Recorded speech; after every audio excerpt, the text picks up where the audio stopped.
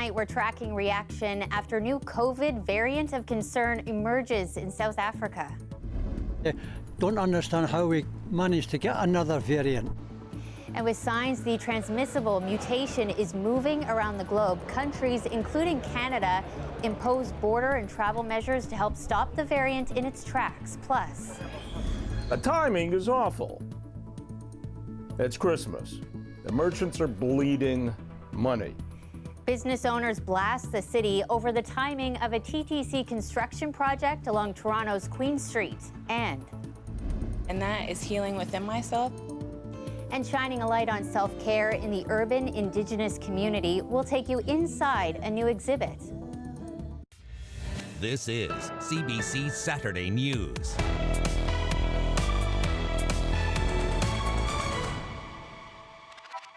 Hello, thanks for joining us. Tonight, health officials around the world are tracking that new COVID variant of concern.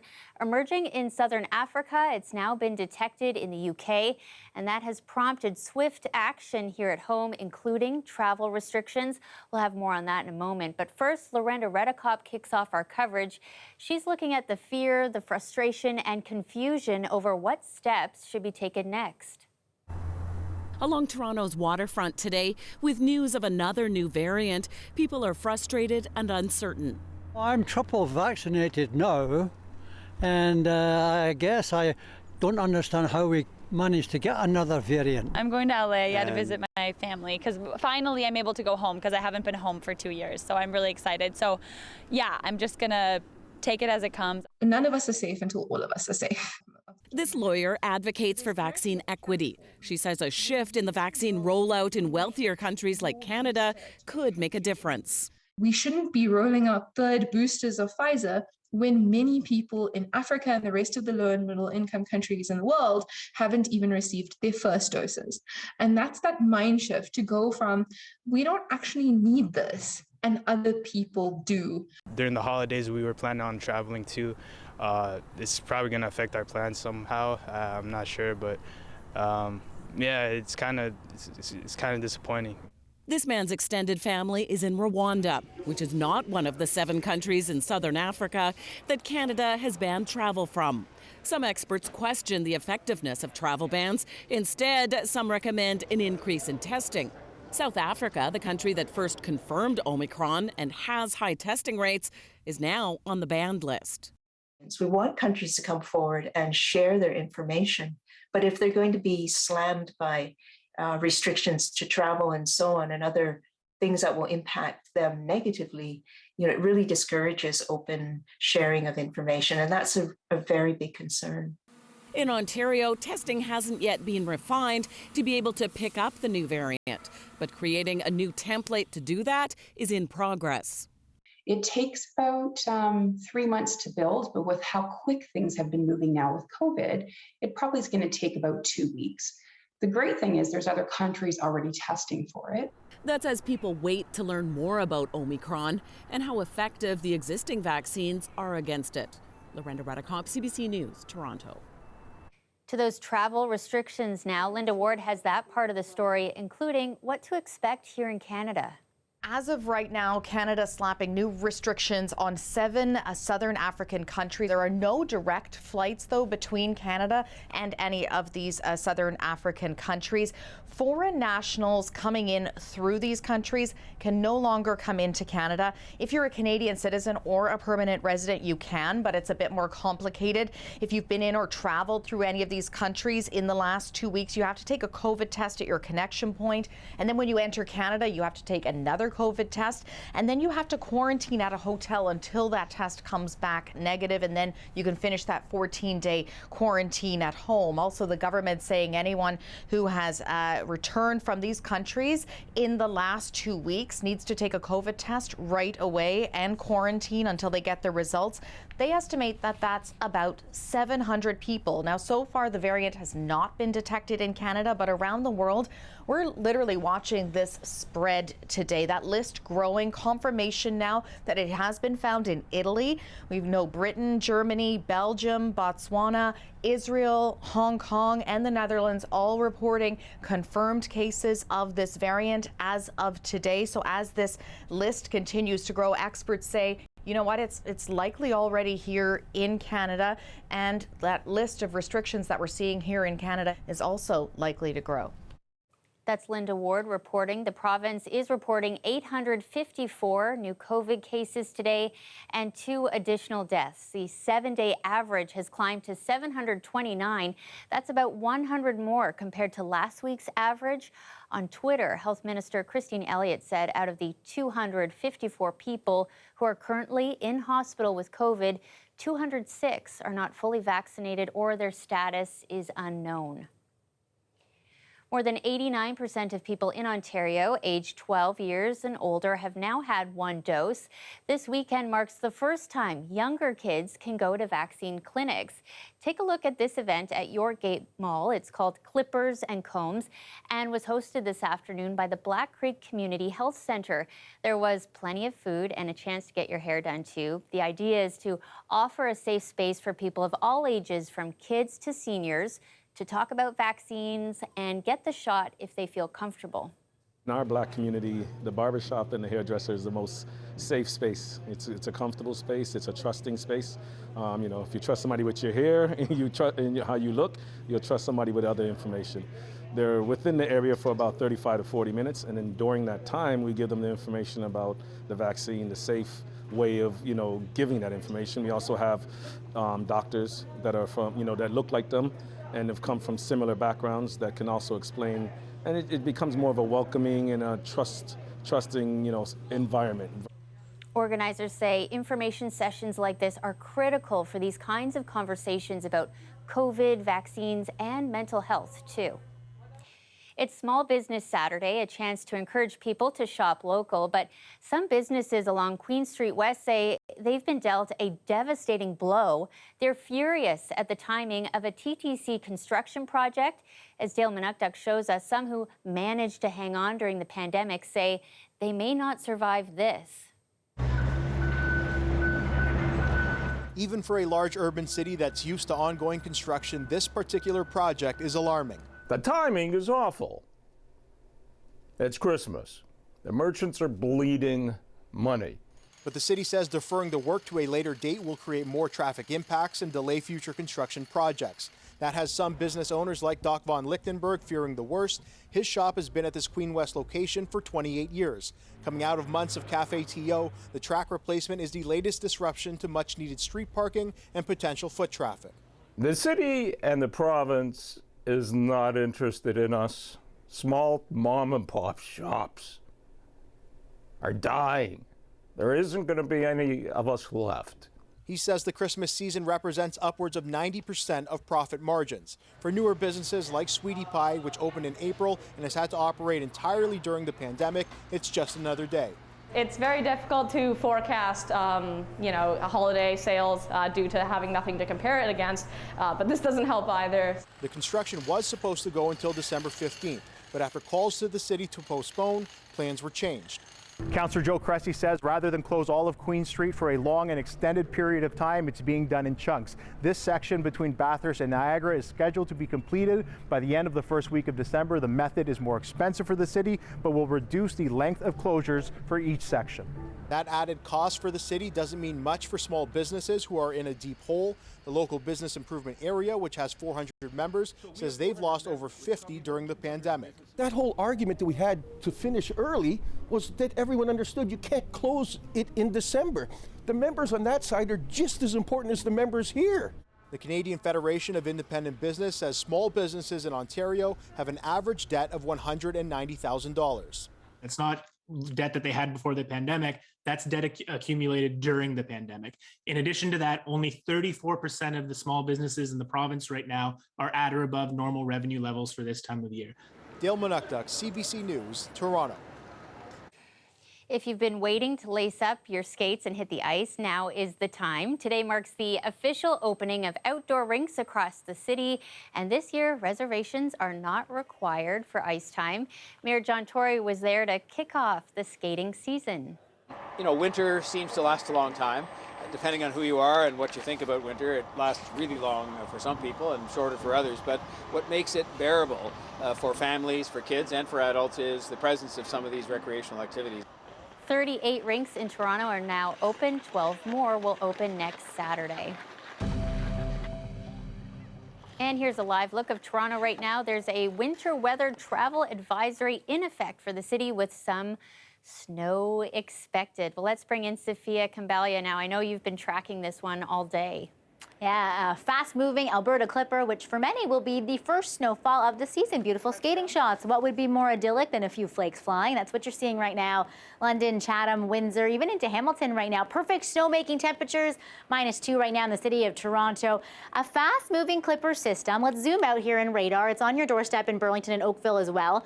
Known for barreling through, not crazy snowfall totals, but still for many, this is the first sizable snow of the season. So that's why the winter travel weather advisories are out to warn of the potential for issues on the road for blowing snow. Make sure you plan ahead if you're heading out anytime tomorrow. This is a Sunday event. Widespread 5 to 10 centimeters of snowfall, about 3 to 6 in the city of Toronto, up to 10 in the city of Hamilton. Could see a little bit more in the London area as you head throughout the day into Sunday. Let's time this out for you. It is in the city of Toronto by midnight. By mid-afternoon tomorrow, we could have a little bit of an up with the totals with an easterly wind off the lake. It's all said and done by Monday in the pre-dawn hours, and I'll tell you about in the long range who's going to see the incoming lake effect on Monday and where the chilly temperatures will finally end. Shannon. Okay, thanks, Sophia. We'll see you soon. See you in a bit. Well, it is the longest and largest running spoken word showcase of its kind in North America. It's called When Brothers Speak. Tonight, there's a performance for a virtual audience across the country. It features Black spoken word artists sharing their journeys and struggles. Earlier, CBC spoke with Scarborough Walk of Fame inductee Dwayne Morgan about the show. We've been having a lot of discussions on, masculinity and toxic masculinity and the ever-changing definitions of what it means to, to be a man. And I think, having an event where it's just men speaking through poetry is almost, unheard of. So I think, a lot of people come out to the show and tune into the show every year because it is so rare to actually just listen to men speaking about what they're going through, their vulnerabilities, their issues. And I think that's really the beauty of the event. A lot of times, people see the bill, they see it's, all Black men performing. And, sometimes people think it's going to be, if they're not Black, it's not for them. But I think, the show is for everybody. The show is really about listening to what other people are going through, listening to the perspectives that people have. And I think, people also sometimes feel that, it's all just going to be, gloom and doom and talking about, violence and all these things that are happening. But there's also so much joy and happiness and fun in the Black community and in the Black experience that we always make sure that we're speaking about. It is the 22nd year for the event When Brothers Speak. Spoken word concert takes place tonight virtually at 8 p.m. GO Transit has a message to all customers this weekend. Check the schedule before heading out the door. That's because there is a full closure of Lakeshore East rail service. Shuttle buses are running between Union Station and Pickering, Ajax, Whitby, and Oshawa GO stations, but there's no GO service at Eglinton, Guildwood, and Rouge Hill. Repair work is underway on the 117-year-old Rouge River Bridge. Regular service is expected to pick up again Monday morning. Well, to BC now, where communities are dealing with more rain. The dangerous weather prompted Environment Canada to issue its first ever red level alert. Katie Nicholson is there alongside people scrambling to clean up ahead of what's expected to be a powerful new storm. Rain-soaked but determined. One by one, they haul sandbags down a mountain road that was nearly washed away 2 weeks ago.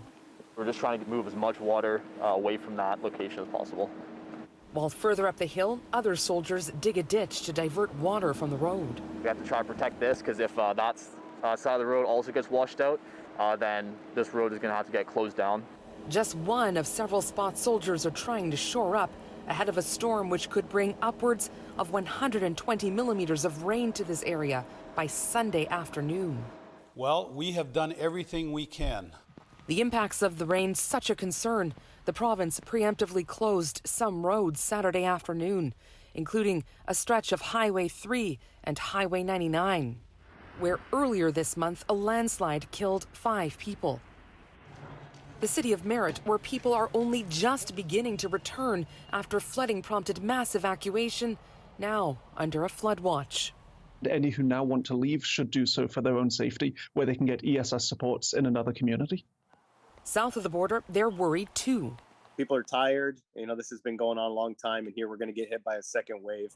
The mayor of Sumas City has been told the levee that holds back Washington's Nooksack River may have been weakened. So the concern is, that's the Nooksack River will come over, with less resistance because of the damage from the flood from last week.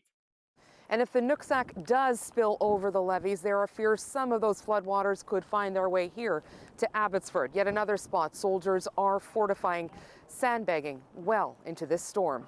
Katie Nicholson, CBC News, Abbotsford, BC.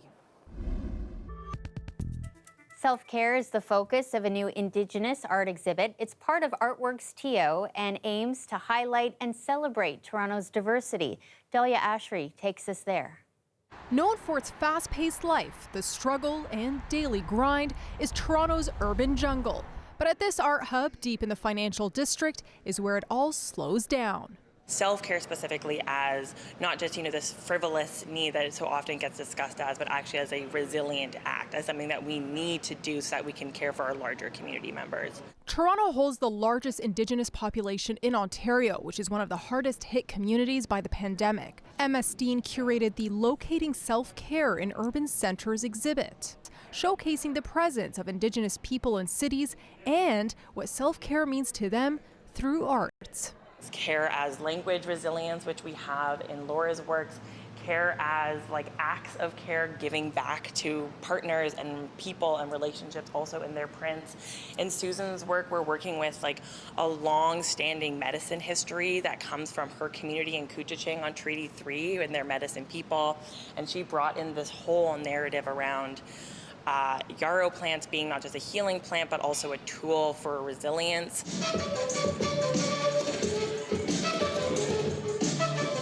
I feel like sometimes we think of Indigenous music and we always genre and put it into one category, which I think is not always the case. There's always different kinds of mediums for every single Indigenous artist, and it's important to see that within the Indigenous community. Lacey Hill is a Six Nations singer and songwriter.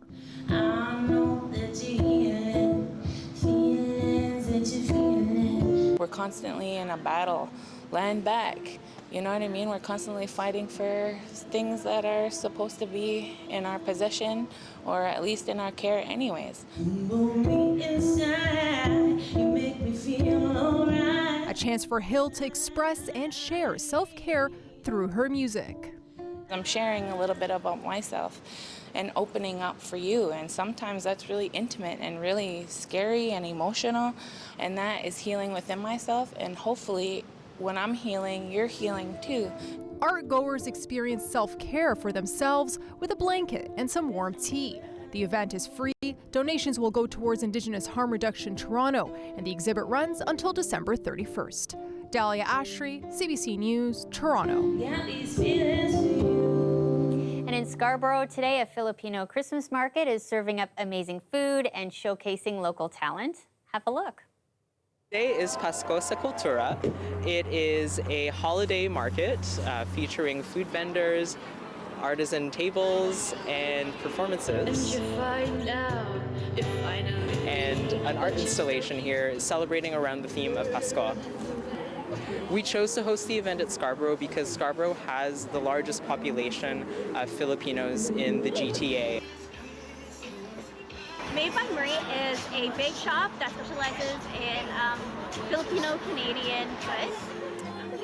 Christmas in Filipino culture, I think one of the biggest things is that it's a time for family and really reflecting and eating some great food.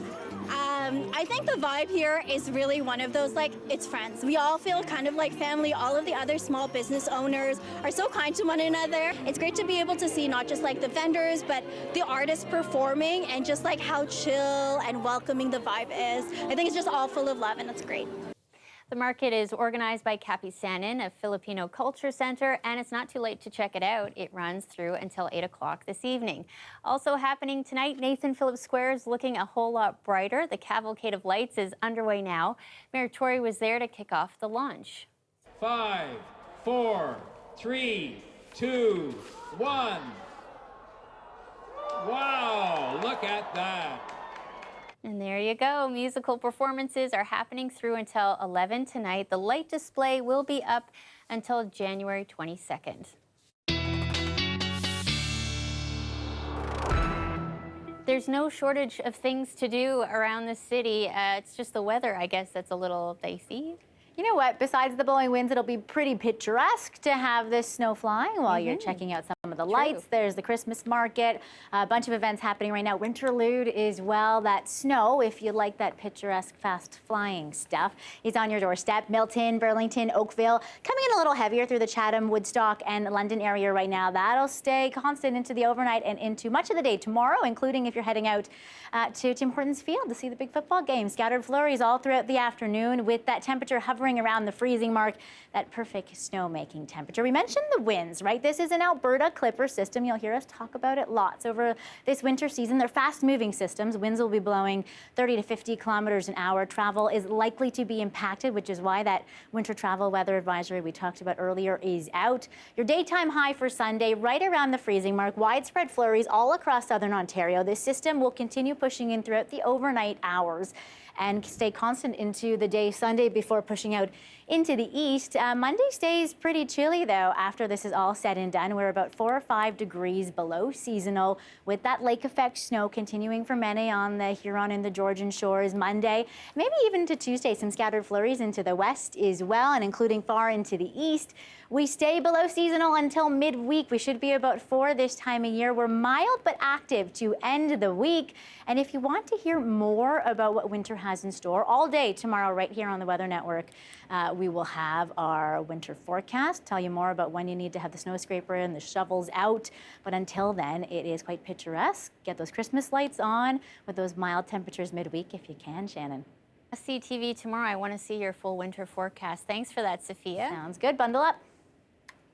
That is our show for tonight. Thanks so much for watching. You can stay caught up on news anytime on our website, cbcnews.ca. Before we go, we leave you with a look at the Distillery Winter Market. We hope you have a great night.